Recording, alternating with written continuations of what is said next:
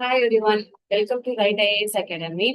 இப்போ நம்ம TNPSC group 1, group 2 and group 4 classes பார்த்துட்டு இருக்கோம். ஸோ ஸ்டார்ட் பண்ணியாச்சு பேட்சஸ். ஜாப் ஜாயின் பண்ணணும்னு விருப்பப்படுறவங்க வந்து டிஸ்கிரிப்ஷன்ல லிங்க் இருக்கு. அதை கிளிக் பண்ணி ஜாயின் பண்ணிட்டீங்கன்னா உங்களுக்கான கிளாஸஸ் அண்ட் மெட்டீரியல்ஸ் வந்து அதில் சென்ட் பண்ணுவாங்க.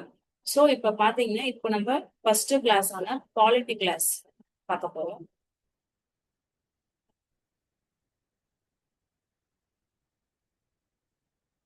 பாலிட்டி கிளாஸ், இந்திய அரசியலமைப்பு கிளாஸ் வந்து இப்ப பார்க்க போறோம். சோ இப்போ இது யார் யாருக்கெல்லாம் யூஸ்ஃபுல்லா இருக்கும், மெயினா தமிழ் மீடியம் ஸ்டூடெண்ட்ஸ், தமிழ்ல படிச்சு ப்ரிலிம்ஸ் மெயின்ஸ் எழுதணும் அப்படின்னு நினைக்கிறீங்க அப்படின்னா உங்களுக்கு இது ரொம்ப யூஸ்ஃபுல்லான கிளாஸா இருக்கும். ஏன்னா நம்மளோட மெட்டீரியல்ஸ் பாத்தீங்கன்னா both English and as well as தமிழ்லயும் இருக்கனால நீங்க நோட்ஸ் எடுத்துக்கோங்க. உங்களுக்கு மெட்டீரியல்ஸும் நாங்க சென்ட் பண்ணோம். கிளாஸ் எடுக்கும்போது நோட்ஸ் எடுத்தீங்கன்னா உங்களுக்கு ரொம்ப யூஸ்ஃபுல்லா இருக்கும். ஸோ யார் யாருக்குன்னா யூபிஎஸ்சி எக்ஸாம் ப்ரிப்பேர் பண்றவங்களுக்கு மெயினா TNPSC group 1, group 2 and group 4 exam, அதுக்கு வந்து ரொம்ப யூஸ்ஃபுல்லான நோட்ஸ். இது நீங்க வேற ரிசோர்ஸ் வேற புக்ஸ் எதுவுமே நீங்க படிக்க தேவையில்லை. நாங்க கொடுக்குற மெட்டீரியல்ஸ் உங்களுக்கு வந்து போதுமானதா இருக்கும். ஸோ இந்த கிளாஸ் எப்படின்னு பாத்தீங்கன்னா உங்களுக்கு வந்து டெய்லி இதுல வந்து நோட்ஸ் இருக்கும். எல்லா எல்லா டாபிக்குமே வந்து கவர் பண்ணிருக்கு. இப்போ குவாலிட்டியில குரூப் 1ல பாத்தீங்கன்னா 40 கொஸ்டின்ஸ் இருக்கும். 40 கொஸ்டின்ஸ் வந்து கேட்பாங்க. ஸோ ரொம்ப இம்பார்ட்டன்டான டாபிக் இது.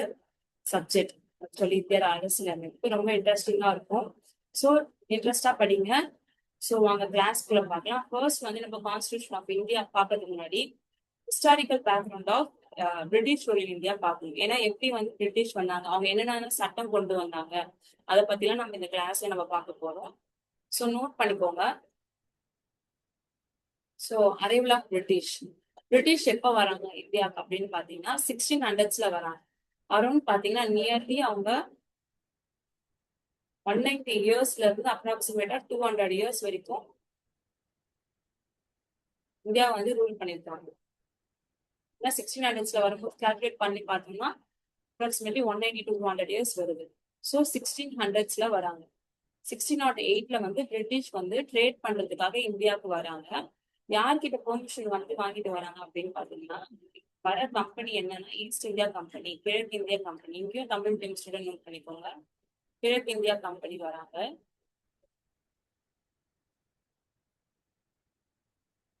ஸோ எக்ஸ்க்ளூசிவா ரைடிங் ரைட்ஸ் பெற்றிருக்காங்க. வர்த்தக உரிமை சாசனம் வந்து குயின் எலிசபெத் 1 யார்கிட்ட வாங்கிட்டு வராங்க, குயின் எலிசபெத் 1 அவங்க கிட்ட வந்து வாங்கிட்டு வராங்க. ட்ரேட் பண்றதுக்காக இந்தியாவுக்கு வராங்க.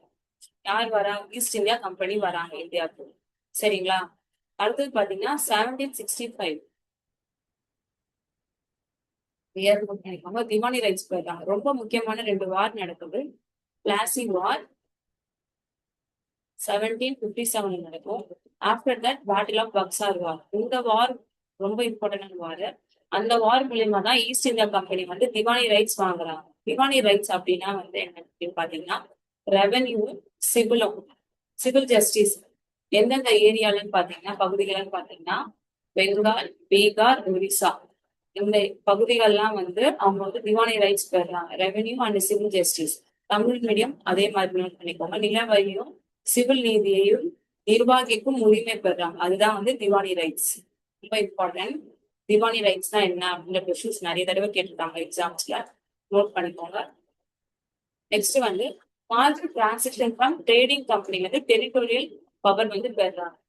ட்ரேட் பண்றதுக்காக வந்துட்டு டெரிட்டோரியல் நிலப்பகுதியெல்லாம் கைப்பற்றுறாங்க. அங்க இருக்க அரசியல் சக்தியாக மாறுது. இதுதான் ஈஸ்ட் இந்தியா கம்பெனி. சரிங்களா? இந்த பாயிண்ட்ஸ் எல்லாம் நோட் பண்ணிக்கோங்க. நெக்ஸ்ட் பார்க்கலாம். Next end of company rule. Company rule எப்ப எண்ட் ஆகுது அப்படின்னு பாத்தீங்கன்னா, அதாவது ஈஸ்ட் இந்தியா கம்பெனி ரூல் எப்ப வந்து எண்ட் ஆகுது அப்படின்னு பாத்தீங்கன்னா 1858 ரிவால்ட். 1858ல எண்ட் ஆகுதுன்னு சொல்றாங்க. எந்த ரிவால்ட் பாத்தீங்கன்னா 1857 வரைக்கும் ரிவால்ட். சிப்பாய் மியூட்டினின்னு சொல்லுவாங்க. சிப்பாய் கழகம், தமிழ்ல பாத்தீங்கன்னா சிப்பாய் கழகம் அப்படின்னு சொல்லுவாங்க. சரிங்களா? அதுக்கப்புறம் பிரிட்டிஷ் கிரவுன் வந்து ரூல் பண்றாங்க இந்தியாவை. டைரக்ட் கண்ட்ரோல் எடுத்துக்கிறாங்க பிரிட்டிஷ், டைரக்ட் ஆட்சி. சோ கிரவுன் ரூல் வந்து எப்ப வரைக்கும் இருந்ததுன்னா 2 ரூலா பார்த்து 2 ஃபேஸ்.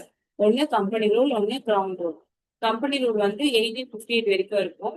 கிரவுன் ரூல் பாத்தீங்கன்னா பிரிட்டிஷ் டைரக்டா ரூல் பண்ணது வந்து நம்மளுக்கு இண்டிபெண்டன்ஸ் 1947 வரைக்குமே கிரவுன் ரூல் இந்தியால இருந்தது. சரிங்களா? இந்த பாயிண்ட்ஸ் எல்லாம் நோட் பண்ணிக்கோங்க. இயர்ஸ் தான் முக்கியம். ஏன்னா இயர்ஸ் வச்சு குரானாலஜிக்கல் ஆர்டரா கூட கேட்க நிறைய வாய்ப்பு. ஸோ கான்ஸ்டியூஷன் டெவலப்மெண்ட் ஒரு நோட் பார்க்கலாம். Constitution making of constitution class நம்ம பார்ப்போம். அதுக்கு முன்னாடி ஒரு சின்ன ஒரு நோட் பண்ணிக்கோங்க. கான்ஸ்டியூஷன் அசம்பிளி எப்போ ஃபார்ம் பண்ணாங்க அப்படின்னா 1947 அரசியலமைப்பு சபை. கான்ஸ்டியூஷன் மேக் பண்ணனா கான்ஸ்டியூஷன் அசம்பிளி தேவையில்ல. ஸோ அதுக்கான சபை எப்போ வந்ததுன்னா 1946 தான் ஃபார்ம் பண்ணப்பட்டது. ஸோ அதான் வந்து நடைமுறைக்கு வந்தது வந்து எப்போனா 26 ஜனவரி 1915. இந்த இயர்லாம் நோட் பண்ணிக்கோங்க. ரொம்ப இம்பார்ட்டன்டான இயர்ஸ் அது. நிறைய பிரிட்டிஷ் கிட்ட தான் நம்மளோட கான்ஸ்டியூஷன் ஃபீச்சர்ஸ் வந்து நம்ம எடுத்திருக்கோம். ஸோ அந்த பாயிண்ட் ஞாபகம் வச்சுக்கோங்க, நோட் பண்ணிக்கோங்க. நெக்ஸ்ட் பார்க்கலாம். நான் ஆல்ரெடி சொன்ன மாதிரி ரெண்டு ஃபேஸ். ஃபர்ஸ்ட் வந்து கம்பெனி ரூல், அடுத்தது வந்து கிரவுன் ரூல். கம்பெனி ஆட்சி, கிரவுன் ஆட்சி, மகாராணி ஆட்சி. ஸோ நோட் பண்ணிக்கோங்க. ஸோ ஃபர்ஸ்ட் அவங்க கொண்டு வந்த ஆக்ட் என்ன அப்படின்னு பாத்தீங்கன்னா ரொம்ப இம்பார்ட்டன்டான ஆக்ட், முக்கியமான ஆக்ட் இது. கண்டிப்பா நீங்க நோட் பண்ணிக்கோங்க. இதுல இருந்து கொஸ்டின்ஸ் நிறைய வந்திருக்கு. எக்ஸாம்ல யூபிஎஸ்சி டிஎன்பிஎஸ்சி எக்ஸாம்ஸ்ல வந்து கொஸ்டின் கேட்டிருக்காங்க. இனி வர எக்ஸாம்ஸ்லயும் இதுல இருந்து இந்த டாபிக்ல இருந்து கொஸ்டின்ஸ் கண்டிப்பா வரும். Regulating act of 1773. சரிங்களா? ஒழுங்குமுறை சட்டம், அதான் ரெகுலேட்டிங் ஆக்ட். நோட் பண்ணிக்கோங்க தமிழ் ஸ்டூடெண்ட்ஸ். நீங்களும் சிக்னிபிகன்ஸ், இதோட முக்கியத்துவம் பார்க்கலாம். ஃபர்ஸ்ட் ஸ்டெப்பா பிரிட்டிஷ் பார்லிமெண்ட் வந்து கண்ட்ரோல் அண்ட் ரெகுலேட் பண்ணாங்க ஈஸ்ட் இந்தியா கம்பெனிய. கிழக்கு இந்தியா கம்பெனி வந்து கட்டுப்படுத்தவும் ஒழுங்குபடுத்தவும் பிரிட்டிஷ் பார்லமன்றம் ஏற்ற முதல் சட்டம் இதுதான். ரொம்ப இம்பார்ட்டன்டான சட்டம். சரிங்களா? கிழக்கிந்தியா கம்பெனி அரசியல் மற்றும் நிர்வாக பொறுப்புகளை அதிகாரப்பூர்வமா வந்து அங்கீகரித்தது என்னன்னா இந்த சட்டம் தான். பொலிட்டிக்கல் அண்ட் அட்மினிஸ்ட்ரேஷன் ஃபங்க்ஷனை வந்து கம்பெனியோட வந்து ரெகனைஸ் பண்ணது. ஓகேங்களா? இதுதான் சென்ட்ரல் அட்மினிஸ்ட்ரேஷனா இன் இந்தியா. இந்தியாவின் மையப்படுத்தப்பட்ட நிர்வாகத்திற்கான அடித்தளமா அமைக்கப்பட்டதுதான் இந்த சட்டம். பார்லிமெண்டரி கண்ட்ரோல் ஓவர் இந்தியன் அஃபேர்ஸ்ல வந்து மார்க் பண்ணாங்க. இதான் ஒரு பிகினிங்கா இருந்தது இந்த சட்டத்தின் மூலயமா தான். இந்திய நிர்வாகத்தில் பிரிட்டிஷ் பார்லமெண்டத்தின் கட்டுப்பாடு தொடங்கப்பட்டதுதான் முதல் படியாக இந்த சட்டம் அமைக்கப்பட்டிருந்தது. சரிங்களா? இதோட மேஜர் ஃபீச்சர்ஸ் பார்க்கலாம். ஃபர்ஸ்ட் ஃபீச்சர்ஸ் பாத்தீங்கன்னா முக்கிய அம்சங்கள் பார்க்க போறோம். நோட் பண்ணிப்பாங்க. ஒரு designation governor of Bengal. Governor Bengal வந்து கவர்னர் ஜெனரல் ஆஃப் பெங்காலா மாத்திட்டாங்க. வங்காள ஆளுநர் வந்து வங்காள ஆளுநர் ஜெனரலா மாற்றப்பட்டது இந்த சட்டத்தின் மூலயமா. இதோட ஃபீச்சர்ஸ் அம்சங்கள் பாத்தீங்கன்னா இந்த எக்ஸிகியூட்டிவ் கவுன்சில் அவருக்கு வந்து உதவியாக 4 மெம்பர்ஸ் இருக்காங்க எக்ஸிகியூட்டிவ் கவுன்சில்ஸ்ல. ஓகேங்களா? Governor general plus 4 executive members. First governor general யாருன்னா லார்ட் வாரன் ஹாஸ்டிங்ஸ். நோட் பண்ணிக்கோங்க. டெசிஷன்ஸ்லாம் வந்து ஓட்டிங் மெஜாரிட்டி ஓட் மூலயமா தான் வந்து டெசிஷன்ஸ் முடிவு எல்லாம் எடுப்பாங்க. ஸோ தமிழ்லயும் அதே தான். 4 உறுப்பினர்கள் கொண்ட நிர்வாக குழு எக்ஸிகியூட்டிவ் கவுன்சில். எக்ஸிகியூட்டிவ் கவுன்சில்னா நிர்வாக குழு இருந்தாங்க. முதல் வங்காள ஆளுநர் ஜெனரல் யாருன்னா லார்ட் வாரன் ஹாஸ்டிங்ஸ். நோட் பண்ணிக்கோங்க. பெரும்பான்மை வாக்குகள் மூலயமா தான் வந்து முடிவுகளை எடுப்பாங்க. சரிங்களா? அடுத்த அம்சம் என்னன்னு பாத்தீங்கன்னா ஃபர்ஸ்ட் அம்சம் என்ன பாத்தீங்கன்னா governor general of Bengal. Governor of பெங்கால வந்து கவர்னர் ஜெனரல் ஆஃப் பெங்காலா வந்து போஸ்டிங் வந்து மாத்துறாங்க டெசிக்னேஷன். சோ அவருக்கு வந்து ஹெல்ப்பா வந்து 4 எக்ஸிகியூட்டிவ் கவுன்சில் இருக்காங்க. ஃபர்ஸ்ட் கவர்னர் ஜெனரல் யாரு அப்படின்னா லார்ட் வாரன் ஹாஸ்டிங்ஸ். இது ரொம்ப இம்பார்ட்டன்ட். நெக்ஸ்ட் ஃபீச்சர்ஸ் பாத்தீங்கன்னா சப்பார்டினேஷன் ஆஃப் ரெசிடென்சிஸ், மாகாணங்களை கீழ்படுத்துதல். ரெண்டாவது ஃபீச்சர்ஸ். பாம்பே மெட்ராஸ் வந்து கவர்னர் ஜெனரல் ஆஃப் பெங்கால் கீழே கொண்டு வரப்பட்டது. அடுத்தது வந்து என்டர் இயர்ல அட்டானமி ஆஃப் பிரசிடென்சி. இதன் மூலமா மாகாணங்கள் முன்பு இருந்தது சுயாட்சி முறை வந்து வந்து முடிவுக்கு கொண்டு வந்தப்பட்டது. சுயாட்சி முறை முடிவுக்கு வந்தது. நம்ம ஆல்ரெடி பார்த்த மாதிரி சென்ட்ரல் அட்மினிஸ்ட்ரேஷன் வந்து இங்க கொண்டு வரப்பட்டது. இந்தியாவில் மையப்படுத்தப்பட்ட நிர்வாகம் வந்துருச்சு. இதான் தொடக்கமா இருந்தது. இது ரெண்டாவது அம்சம். மூணாவது ஃபீச்சர்ஸ் பாத்தீங்கன்னா சுப்ரீம் கோர்ட் வந்து ஃபார்ம் பண்ணாங்க கல்கட்டால. எப்பன்னு பாத்தீங்கன்னா 1774. தேர்ட் பாயிண்ட் நோட் பண்ணிக்கோங்க. சுப்ரீம் கோர்ட் வந்து எங்கன்னா கல்கட்டால 1774 உச்ச நீதிமன்றம். 1774 வந்து கொண்டு வரப்பட்டது. அதுல வந்து ஒரு சீஃப் ஜஸ்டிஸும் 3 ஜட்ஜஸும் இருந்தாங்க. ஃபர்ஸ்ட் சீஃப் ஜஸ்டிஸ் யாருன்னா சார் எலிசா எம்பே. இதேதான் இங்க தலைமை நீதிபதியும் 3 நீதிபதிகளும் நியமிக்கப்பட்டிருந்தாங்க. சோ இதுதான் வந்து தொடக்கமா இருந்தது. பிரிட்டிஷ் ஜுடிஷியல் சிஸ்டம் வந்து இந்தியாவில வந்து கொண்டு வரப்பட்டது. பிரிட்டிஷோட நீதித்துறை முறை வந்து இந்தியாவில அறிமுகப்படுத்தப்பட்டது இந்த ஆக்ட் மூலயமா தான். இது ரொம்ப இம்பார்ட்டன்டான பாயிண்ட், நோட் பண்ணிக்கோங்க. எந்த முறைன்னு கேட்பாங்க, கேட்டிருக்காங்க. சோ இதை நோட் பண்ணிக்கோங்க. இது previous year question. Restriction of company officials. British company என்ன பண்ணாங்க, பிரிட்டிஷ் பார்லிமெண்ட் அந்த சட்டம் மூலயமா ப்ராகிபிட் பண்ணாங்க, தடை செஞ்சாங்க. என்னென்ன பிரைவேட் ரேட் கம்பெனி சர்வீஸ்லாம் அவங்க தனியா பிரைவேட் ரேட் பண்ணிட்டு இருப்பாங்க. அதுல இந்த சட்டத்தின் மூலயமா வந்து தடை செஞ்சாங்க. லஞ்சம் ஊழல் எல்லாம் வாங்கிட்டு இருந்தாங்க. சோ இது மூலயமா இந்த சட்டம் ரெகுலேட்டிங் ஆக்ட் ஆஃப் 1773 மூலயமா இந்த கம்பெனி அபிஷியல்ஸ்க்கு ப்ராகிபிட் பண்ணது பிரைவேட் ட்ரேடும் கிஃப்ட் அண்ட் பிரைப்ஸ். அதேதான் தமிழ்லையும். விதிக்கப்பட்ட கட்டுப்பாடுகள் என்ன அப்படின்னா, தனிப்பட்ட வணிகம் பிரைவேட் ரேட் பண்றது, அப்புறம் பரிசுகள் வழங்குறது, லஞ்சம் வாங்குறது, அதெல்லாம் வந்து தடை செய்யப்பட்டது இந்த சட்டத்தின் மூலயமா. அடுத்த ஃபீச்சர் பார்க்கலாம். அடுத்த ஃபீச்சர் பாத்தீங்கன்னா, பிரிட்டிஷ் கவர்மெண்ட் வந்து கண்ட்ரோல் எடுத்துட்டாங்க, சென்ட்ரலைஸ் அட்மினிஸ்ட்ரேஷன் பண்ணாங்க அப்படின்னு பார்த்தோம். சோ அவங்க எதுல எல்லாம் கண்ட்ரோல் வந்தது அப்படின்னா, பிரிட்டிஷ்ல வந்து கோர்ட் ஆஃப் டைரக்டர்ஸ்க்கு வந்து ரிப்போர்ட் கொடுக்கணும். அங்க இருக்கிற கோர்ட் ஆஃப் டைரக்டர்ஸ் வந்து இவங்க ரிப்போர்ட் அனுப்பணும். எதை பத்தின ரிப்போர்ட்ஸ் பாத்தீங்கன்னா, ரெவென்யூ வருவாய் நிர்வாகத்தை பத்தி, சிவில் நிர்வாகம், ராணுவ நிர்வாகம், சிவில் அட்மினிஸ்ட்ரேஷன், மிலிட்டரி அஃபேர்ஸ், இதெல்லாம் மூணுத்தையும் நோட் பண்ணிக்கோங்க, ரொம்ப இம்பார்ட்டன்ட். இதை பற்றி கோர்ட் ஆஃப் டைரக்டர்ஸ் இயக்குநர் குழுக்கு வந்து அவங்க வந்து ரிப்போர்ட் பண்ணணும், கம்பெனி வந்து ரிப்போர்ட் பண்ணணும். சோ இது மூலயமா, இந்த ஆக்ட் மூலயமா பாத்தீங்கன்னா, பிரிட்டிஷ் பார்லிமெண்ட் வந்து கம்பெனியை வந்து கண்ட்ரோல் பண்ணாங்க. சரிங்களா, ரொம்ப இம்பார்ட்டன்டான சட்டம் இது. ரெகுலேட்டிங் ஆக்ட் ஆஃப் 1773 பார்த்து முடிச்சிட்டோம். அதுல சில குறைபாடுகள் இருக்கும் பாத்தீங்களா. ரெகுலேட்டிங் ஆக்ட்ல வந்து ஒழுங்குமுறை சட்டத்துல இருக்க சில குறைபாடுகளை வந்து அமெண்ட்மெண்டிங் ஆக்ட் திருத்த சட்டம் மூலயமா அது சரி செஞ்சாங்க. இது அடுத்தது 1773 ஆக்ட் முடிஞ்சிச்சு. அடுத்தது பாத்தீங்கன்னா நோட் பண்ணிக்கோங்க, அமெண்ட்மெண்டிங் ஆக்ட் ஆஃப் 1781 திருத்த சட்டம். இதோட பர்பஸ் நான் சொன்ன மாதிரி அதுல இருக்கிற சில டிஃபெக்ட்ஸ் எல்லாம் வந்து இதுல வந்து ரெக்டிஃபை பண்ணிருக்காங்க. சோ குறைபாடுகளை சரி செய்வதற்காக தான் இந்த சட்டத்தை வந்து கொண்டு வந்தாங்க. கவர்னர் ஜெனரலும் கவுன்சிலும் இருந்தது. அவங்களுக்கான அதிகார விதிவிலக்கு அதெல்லாம் கொண்டு வந்திருப்பாங்க இந்த சட்டத்தின் மூலயமா. ஏன்னா நிறைய சண்டை அந்த மாதிரி எல்லாம் வந்தனால சோ இது மூலயமா திருத்திருக்காங்க, இந்த சட்டத்தின் மூலமா திருத்திருக்காங்க. Executive from jurisdiction of the supreme court for official acts வந்து சுப்ரீம் கோர்ட் வந்து அதுல இருந்து அவங்களுக்கு வந்து விதிவிலக்கு அளிச்சிருக்காங்க. ஆளுநர் ஜெனரல், தமிழ்ல நோட் பண்ணிக்கோங்க, ஆளுநர் ஜெனரல் மற்றும் நிர்வாக குழுவுக்கு வந்து அதிகாரப்பூர்வ நடவடிக்கைக்காக கல்கத்தா உச்ச நீதிமன்றத்தின் வரம்பிலிருந்து விலக்கு அளிக்கப்பட்டது. கம்பெனி சர்வெண்ட்டுக்கும் அந்த ஆக்ஷன்ஸ் அபிஷியல் அந்த சட்டத்துல இருந்து வரம்புல இருந்து விலக்கு பெற்றனர். அவங்களுமே கம்பெனி வந்து ஒருத்தவங்க போய் இது பண்ணாங்கன்னா அவங்களுக்கு ஒரு மாதிரியும், நம்ம இந்தியன்ஸ் போய் பண்ணா அவங்களுக்கு வேற மாதிரி பனிஷ்மெண்ட்ஸ் அவங்களுக்கு இருக்கு. இதுவே கம்பெனி சர்வன்ஸ் பண்ணா அவங்களுக்கு பனிஷ்மெண்ட் இல்லாத மாதிரி அவங்க வந்து சட்டத்துல திருத்திருக்காங்க. ஓகேங்களா, இந்த அமெண்ட்மெண்டிங் ஆக்ட்ல திட்டமே இல்லை. சரி, நெக்ஸ்ட் பார்க்கலாம். ரெவென்யூ மேட்டர்ஸ்லயும் அப்படிதான், வருவாய் தொடர்பான விவரங்களுக்கும் ரெவென்யூ மேட்டர்ஸ்லயும் வந்து வரம்பு கொடுத்துருக்காங்க. ஜுடிஸ்டிக்ஷன்ல இருந்தும் இதுவும் அடங்கும். Supreme court jurisdiction of supreme court பாத்தீங்கன்னா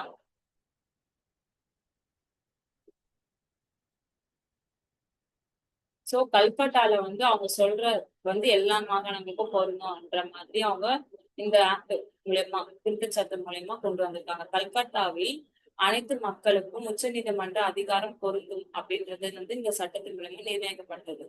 சோ அதே போல பாத்தீங்கன்னா பர்சனல் லாஸ் வந்துச்சுன்னா, பர்சனல் லாஸ் வந்து யார் யார் ஃபாலோ பண்ணாங்கன்னா தனிநபர் சட்டங்கள் பின்பற்றுறாங்க. ஏன்னா ஹிந்துக்கு வந்து ஹிந்து லா, ஹிந்துக்கு வந்து ஹிந்து லாவும், முஸ்லிம்க்கு வந்து முகமது லாவும் பின்பற்றினாங்க. சோ இதை நோட் பண்ணிக்கோங்க. சேம் இங்க அதே இந்துக்கு வந்து இந்து சட்டமும், முஸ்லிம்க்கு வந்து முகமதியா சட்டத்தையும் வந்து ஃபாலோ பண்ணாங்க. சோ அப்பீல்ஸ் பார்க்கலாம். நெக்ஸ்ட் ப்ராவின்ஷியல் கோர்ட்ஸ்க்கு வந்து அப்பீல் பண்ணாங்க. To governor general, not supreme கோர்ட்டுக்கு போகாம கவர்னர் ஜெனரல் கிட்டயே அவங்க வந்து அப்பீல் பண்ற மாதிரி இருக்கு. மேல்முறையீடுகள்லாம் வந்து மாகாண நீதிமன்றங்களிலே வந்து தீர்ப்புகளும் எதிரான மேல்முறையீடுகள் கல்கத்தா உச்ச நீதிமன்றத்திற்கு அல்லாமல் ஆளுநர் ஜெனரல் மற்றும் அவரது நிர்வாக குழுவிடமே போய் சேர்ந்துச்சு. கோர்ட்டுக்கு போகாம டைரக்டா யாரு அவங்க தப்பு பண்றாங்களோ அது டைரக்டா கவர்னர் ஜெனரலுக்கே அது போய் அப்பீல் பண்ற மாதிரி இருந்தது சட்டம். இது ரொம்ப ரொம்ப ரூடா இது பண்ணிருக்காங்க சாரி. அடுத்தது பார்க்கலாம், ரெகுலேட்டரி பவர் எப்படி இருந்தது பார்க்கலாம். ஒழுங்குமுறை ஏற்றும் அதிகாரம், ஒழுங்குமுறை ஏற்றும் அதிகாரம் நோட் பண்ணிக்கோங்க. ரெகுலேட்டரி பவர் வந்து ஆளுநர் ஜெனரல் மற்றும் அவரது நிர்வாக குழுவிற்கு வந்து மாகாண நீதிமன்றங்கள் மற்றும் மாகாண நிர்வாக குழு ஆகியவற்றை செயல்படுத்த அவங்களோட ஒழுங்கா செயல்படுறாங்களா, ஒழுங்குபடுத்த விதிமுறைகளும் அதிகாரங்களும் வழங்கப்பட்டிருக்கு இந்த சட்டத்தின் மூலமா ரெகுலேஷன் கொண்டு வந்திருக்காங்க. சோ இதோட முக்கியத்துவம் சிக்னிபிகன்ஸ் வந்து நம்ம பார்க்க போறோம். சோ முக்கியத்துவம் பார்க்கலாம். 1781 ஆக்டோட சிக்னிபிகன்ஸ், அமெண்ட்மெண்டிங் ஆக்ட். சோ இது மூலயமா ஏன்னா சண்டை வந்து கான்ஃபிளிக்ட் வந்து நம்ம பார்த்தோம். முக்கியத்துவம் சுப்ரீம் கோர்ட்டுக்கும் கவர்னர் ஜெனரலுக்கும் வந்ததுனால கவர்னர் ஜெனரல் கிட்டே சில விதிவிலக்குகள் சில அதிகாரங்கள்லாம் கொடுத்துருக்காங்க.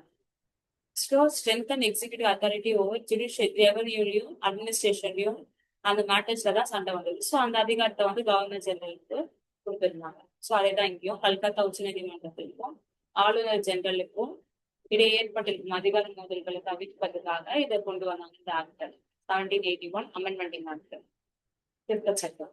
அடுத்தது வந்து வருவாய் ரெவன்யூ பார்த்தோம். அடுத்து நிர்வாகம் அட்மினிஸ்ட்ரேஷன், நீதித்துறையை விட நிர்வாகத்துறையின் அதிகாரத்தை மேலும் வலுப்படுத்தியது இந்த சட்டம். நீதி ஜுரிஸ்டிக்ஷனோட நிர்வாகம் பண்றாங்களா அவங்களோட அதிகாரத்தை தான் இந்த சட்டம் வந்து என்ன சொல்றது அவங்களதான் வலுப்படுத்துதுன்னு சொல்லலாம். சரிங்களா, இந்த பாயிண்ட் நோட் பண்ணிக்கோங்க. நான் clear step towards clear separation of powers, இது ரொம்ப இம்பார்ட்டன்ட். செப்பரேஷன் ஆஃப் பவர்ஸ், பாலன்புக ஆட்சியில் அதிகார பிரிவுபடுத்தப்பட்டது. இவங்களுக்கு ஆளுநருக்கு இந்த அதிகாரம், சட்டத்துக்கு இந்த அதிகாரம் அப்படின்னு சொல்லிட்டு செப்பரேஷன் ஆஃப் பவர்ஸ் கொடுத்துருக்காங்க. ரியல் சிஸ்டம் சொல்லுவாங்க, ரொம்ப important. Already previous year question இது, TNPSC exam main important question note பண்ணிக்கோங்க. Dual system of justice, English law versus personal law, separation of powers, இதெல்லாம் கீ பாயிண்ட்ஸ், ரொம்ப இம்பார்ட்டன்ட். கேட்டிருக்காங்க, இனிமேல் வர எக்ஸாம்லயும் கேட்பாங்க, நோட் பண்ணிக்கோங்க. எந்த சட்டம் வந்து டுயல் சிஸ்டம் கொண்டு வந்தது? 1781 அமெண்ட்மெண்டிங் ஆக்ட், திருத்த சட்டம் கொண்டு வந்ததுங்கிறத நீங்க நோட் பண்ணிக்கோங்க. டுயல் சிஸ்டம்னா இரட்டை நீதிமுறை அமைப்பிற்கு அடித்தளமாக அமைந்தது. நோட் பண்ணிட்டீங்களா? ரொம்ப இம்பார்ட்டன்ஸ் வாங்கிருக்கோம். மீடியம் ஸ்டூடெண்ட் நோட் பண்ணிக்கோங்க. ஆங்கில சட்டமும் தனிநபர் சட்டமும், தனிநபர் சட்டம்னு நம்ம பார்த்தோம். ஹிந்து சட்டம் வந்து ஹிந்துஸ்க்கும், முஸ்லீம் சட்டம் முகமது லா வந்து முஸ்லீம்க்கும் இங்க பார்த்தோம். நடைமுறை உருவாக்குது. இது வரைக்கும் நம்ம பார்க்கலாம் இந்த கிளாஸ்ல. என்னென்ன பார்த்தோம் அப்படின்னா, ரெகுலேட்டிங் ஆக்ட் ஒழுங்குமுறை சட்டம் 1773, அதோட ஃபீச்சர்ஸ் சிக்னிபிகன்ஸ் அதெல்லாம் பார்த்தோம். அம்சங்கள்லாம் பார்த்தோம், முக்கிய அம்சங்கள் அதெல்லாம் பார்த்தோம். அடுத்து பாத்தீங்கன்னா இந்த சட்டம் 1773 இருக்க சில குறைபாடுகளை நீக்கிறதுக்காக அமெண்ட்மெண்டிங் ஆக்ட் பார்த்தோம், திருத்த சட்டம் பார்த்தோம். அமெண்ட்மெண்டிங் ஆக்ட் 1781 பார்த்தோம். சோ இது ரொம்ப இம்பார்ட்டன்டான ஆக்ட், இது ரொம்ப முக்கியமான ஆக்ட். இதுல இருந்து நிறைய கொஸ்டின்ஸ் கேட்டிருக்காங்க எக்ஸாம், இனிமேலும் வர எக்ஸாமுக்கும் கேட்பாங்க. சோ படிங்க. இதுக்கான மெட்டீரியல் வந்து டிஸ்கிரிப்ஷன்ல கொடுத்துருக்கோம், லிங்க் கிளிக் பண்ணி டவுன்லோட் பண்ணிக்கோங்க. மேலும் உங்களுக்கு இதை பத்தின டீடைல்ஸ், கோர்ஸ் பத்தின டீடைல்ஸ் உங்களுக்கு வேணும், அட்மிஷன் வாங்கணும் அப்படின்னா இந்த நம்பருக்கு கான்டாக்ட் பண்ணுங்க. ரைட் ஐஏஎஸ் அகாடமி இந்த நம்பருக்கு கான்டாக்ட் பண்ணி நீங்க டீடைல்ஸ் கேட்டுக்கலாம். உங்களுக்கு மெட்டீரியல் வேணும் இந்த நம்பருக்கு மெசேஜ் பண்ணுங்க. டிஸ்கிரிப்ஷன்லயும் உங்களுக்கு வந்து லிங்க் கொடுத்துருக்கோம். ஸோ அது மூலியமாவும் நீங்க வந்து இந்த கிளாஸஸ் இந்த சேனலை வந்து சப்ஸ்கிரைப் பண்ணிக்கோங்க. இதன் மூலியமா உங்களுக்கு போடுற வீடியோஸ் உங்களுக்கு வரும். ஸோ நீங்க டிஸ்கிரிப்ஷன்ல நோட்ஸ் டவுன்லோட் பண்ணிக்கலாம். லிங்க்ல குரூப்ல ஜாயின் பண்ணிட்டு டெலிகிராம் குரூப் அண்ட் வாட்ஸ்அப் குரூப்ல வந்து லிங்க் கொடுத்துருக்கோம். அது மூலியமா நீங்க ஜாயின் பண்ணி கிளாஸஸ் பார்க்கலாம். ஸோ உங்களோட ஃபீட்பேக்கு நீங்க எங்களுக்கு இந்த நம்பர்ல வந்து சென்ட் பண்ணலாம். கிளாஸஸ் வேணும்னா இந்த நம்பருக்கு நீங்க மெசேஜ் பண்ணுங்க. ஸோ நெக்ஸ்ட் கிளாஸ்ல அடுத்த வரப்போற நிறைய ஆப்ஸ் பத்தி பார்க்கலாம். பிக்ஸ் இந்தியா ஆப், பட்டியல் சட்டங்கள் பத்தி அடுத்த பார்ட் 2ல பார்க்கலாம் இந்த வீடியோவை. ஸோ ஃபாலோ பண்ணுங்க, கான்ஃபிடண்டா படிங்க. ஏதாவது டவுட் இருந்தா கமெண்ட் பண்ணுங்க. தேங்க்யூ.